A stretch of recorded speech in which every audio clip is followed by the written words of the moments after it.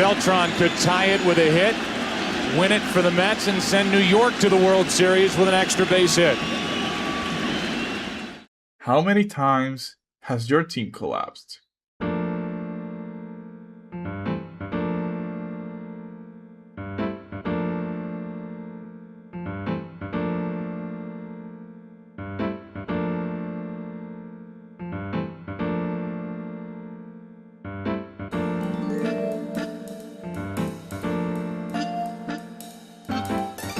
The history of the New York Mets is filled with drama.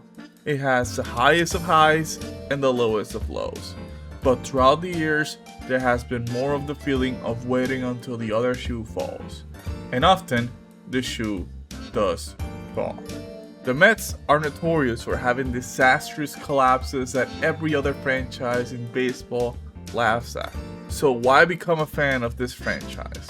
The franchise who hasn't won a championship in 40 years. The franchise who routinely gets made fun of. The franchise of the little brother in town. The franchise that arguably shouldn't have existed. The franchise with one of the worst seasons in MLB history. Well, to describe why I became a Mets fan, I'll have to explain when I became a baseball fan. So a bit of context. I became a baseball fan around the year 2011, and I didn't see a point in choosing a team to root for as I am Puerto Rican and don't feel like I have to be faithful to a team via geography. For the first years of watching baseball, I tuned in basically every day to MLB Network, and the reason was to become better at playing baseball, which it didn't because I was not good at baseball, but it helped me learn English, which worked out. But it quickly turned into fueling my newly acquired addiction of baseball. However, the New York Mets in those years, and excuse my French, were dog shit.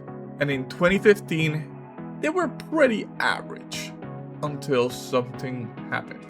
The Mets had made a trade with the Milwaukee Brewers to send Carlos Gomez to Queens for Wilmer Flores.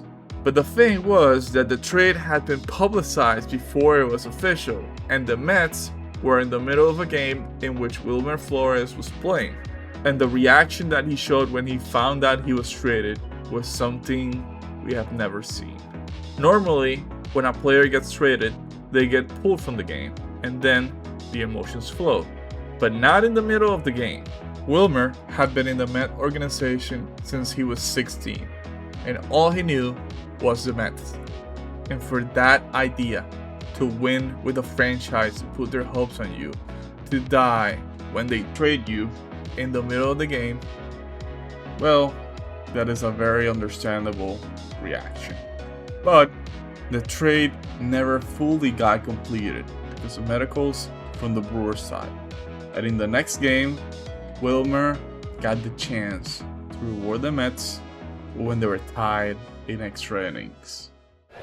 Flores drives it, deep left center field, Taylor back, near the wall, it's out of here! Flores ends it with a home run!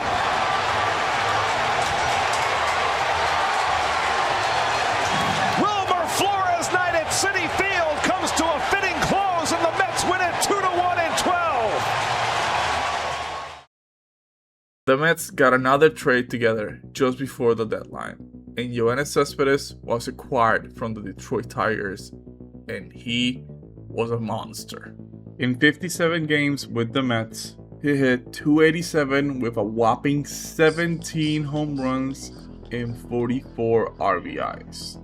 The Mets went on a run all the way to the World Series with the power of Cespedes, playoff demon Daniel Murphy, and a stable of young aces, but they weren't able to capture the championship as they fell short to the Kansas City Royals. But I had so much fun watching the team after the trade that I became a Met fan, but not a die-hard one quite yet. After a quick playoff exit in 2016, they turned mediocre yet again, as they have been the majority of their history.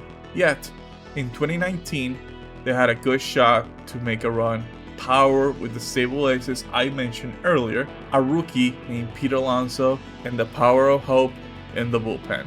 The 2019 Mets had a bad first half of the season, but they really turned it on in the second half. And by August 9th, they had won 13 of their last 14 games and were about to clash with a division rival that had a similar story in the Washington Nationals. The Nats had begun the year with a record of 19-31, and in August 9th, they had a 61-53 record versus the Mets record of 59-53. So this upcoming game was very important. In this game, the Nationals carried a 6-3 lead in the 9th inning behind a great start by one of the Nationals' aces, Steven Strasburg. But things quickly started to change in the 9th inning. Against Nats closer Sean Doolittle, New York started a rally with a J.D. Davis double and a Wilson Ramos rip up the middle. And the Mets are in position to tie the game with a big fly with Todd Frazier to the plate. And Todd cranks one, deep left field, down the line, that ball is out of here! It is a home run! This game is tied! This moment, right here, is where I became a die-hard Met fan. And no matter what would happen in the future, this is my team. The Mets ended up walking off Washington a few batters later and would complete the comeback 7-6. But unfortunately for us Mets fans, the momentum they had slowly evaporated. And in September 3rd, and with a month to go from the playoffs, they somehow blew a 10-4 lead to that same Washington team. And their playoff hopes eroded and ended up 3 games from the postseason. The Nationals made it to the playoffs and went on a run of the ages and captured their first World Series championship, beating the extremely stacked Houston Astros team in 7 games. Right then and then, I learned what it was to be a real Met fan. To expect the unexpected, for better or worse. But hope was not too long away when Steve Cohen bought the team from the Wilpons and promised the fans to spend more for players to try to be even more competitive. And that he did. Yet, one thing kept being clear. It does not matter how much money you own or how many promising players and prospects you have. The Mets stumble themselves again and again, and seamlessly season after season. But once in a while, they don't. Once in a while, they make a run that seems impossible. Once in a while, they make you believe that fairy tales could be true. And once in a while, they can win. And it doesn't matter how good or bad the Mets can be, this is the most entertaining team in baseball. And from my experience, if you become a Met fan, you can expect the wackiest of scenarios at any moment. And a stress of a million suns hoping the LOL Mets, little brother of New York, and the punching bag of the sport to win again. Make sure to drop a like and a sub, and hopefully, see you again. Peace.